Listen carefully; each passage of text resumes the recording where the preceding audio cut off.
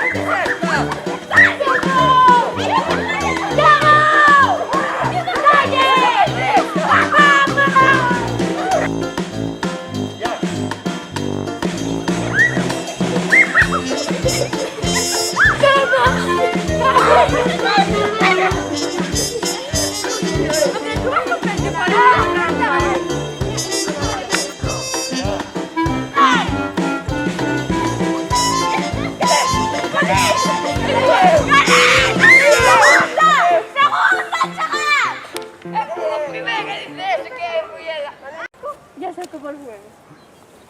Moitas gracias. Vamos xogar a xogo chamado Eiruga. Consiste en coller uns balóns e metelos entre as nosas espaldas en unha fila e facer presión a intentar que non caiga. Sí. Ya. No toquéis. Muy despacio.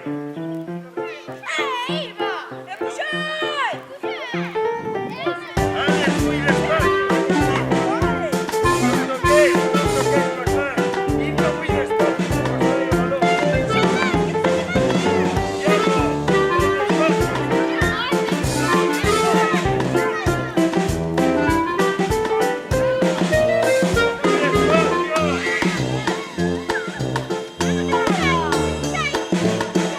Vale, hija, vale.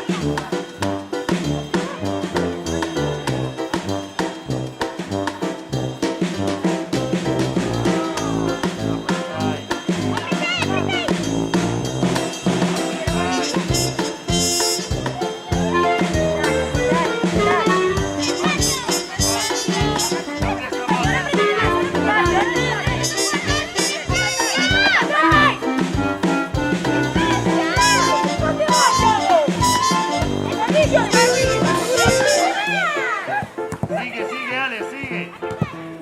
Diego, para, sale.